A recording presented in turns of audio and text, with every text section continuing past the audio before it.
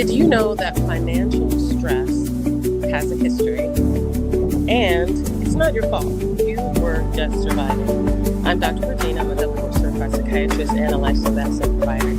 And I'm going to skip to the end to get to the bottom line. You were probably lied to. Yes, the reason that you're probably in financial stress right now, and yes, it's causing you worry, it's causing you stress, it's causing you sleepless nights, it's definitely impacting your mental health.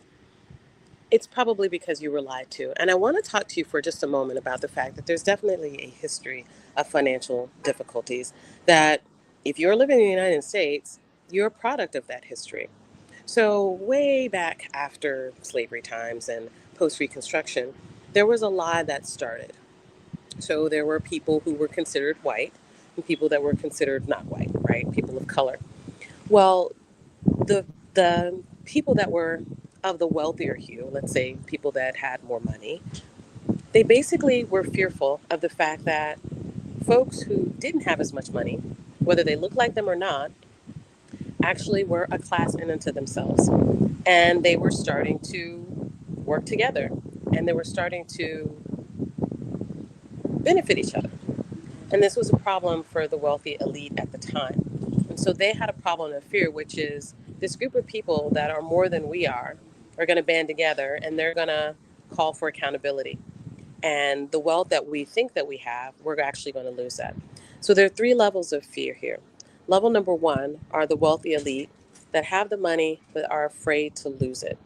And so then they're using divisive terms to pit other people against each other. Category number two are the people that look like they're of a lighter hue, but have been told a lie that, hey, if you buy into things like white supremacy and neo-Nazism, you're better than these other people, even though you don't have a whole lot of money. And even though there's not a lot of wealth in your life, you're told that you are wealthy um, by virtue of your identity, right? Your whiteness makes you valuable. Your whiteness makes you better for some people. That, unfortunately, is a lie that ends up keeping that people oppressed and allowing them to fear working with other people that maybe don't look like them. And then there's a third category of people that are black or brown that are told that, hey, if you assimilate, we'll let you in. We'll give you a seat at the table.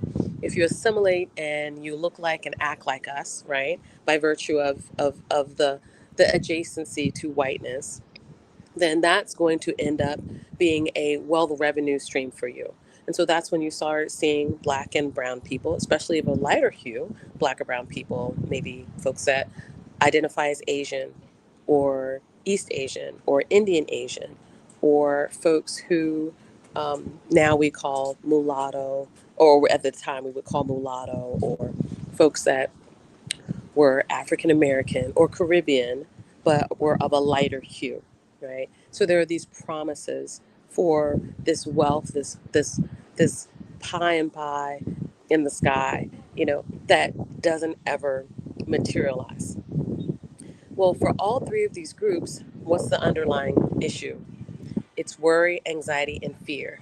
Fear of losing what you already have, fear of not being enough, not making enough, not getting enough, fear of not being accepted, not being able to assimilate. Do you see how all of those financial concerns that start out as wealth concerns are actually fear and anxiety concerns? They're actually identity concerns.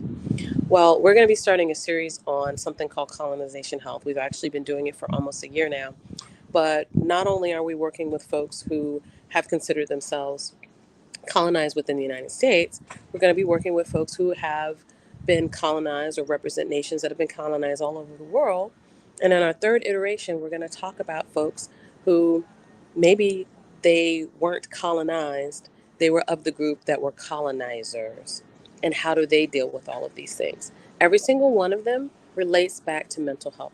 So I want you to stay tuned for that. And if it's something that you're interested in, please put in the comment section colonization health. And we're going to talk about this. We're going to keep talking about this because at the end of the day, it might look like a financial problem, but ultimately, it's really an identity problem. And we're going to see how identity in future days impacts your mental health. I'm Dr. Virginia. You have a very blessed day on purpose. Take care.